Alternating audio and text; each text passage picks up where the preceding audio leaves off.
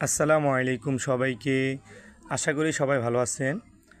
তো আজকে আমি আপনাদের সাথে আমার প্রতিদিনের চলার পথ বা যে রাস্তা দিয়ে আমি চলাচল করি তা নিয়ে কিছু কথা বলতে চাই।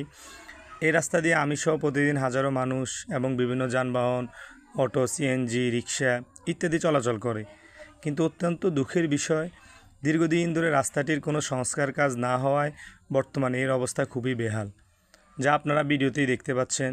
বিভিন্ন গর্ত, ভাঙাচোরা, রাস্তাটির বিভিন্ন স্থানে গর্ত ও ভাঙাচোরার কারণে সাধারণ মানুষের চলাচলে চরম দুর্ভোগ পোহাতে হচ্ছে। তাই আমি যথাযথ কর্তৃপক্ষের দৃষ্টি আকর্ষণ করছি, দেববুত থেকে নরহরিপুর, মির্জাপুর হয়ে শাহ শরীফ ডিগ্রি কলেজ পর্যন্ত রাস্তাটি যত দ্রুত সম্ভব সংস্কার ও মেরামতের জন্য প্রয়োজনীয় ব্যবস্থা গ্রহণ করা হোক। এই রাস্তার সঙ্গে এলাকার অসংখ্য মানুষ দৈনন্দিন চলাচল ও জীবনযাত্রা জড়িত।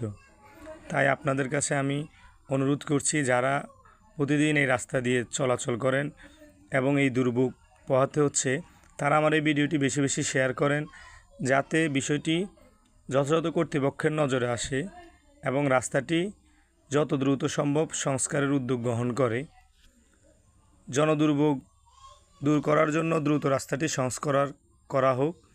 সবাইকে অসংখ্য ধন্যবাদ।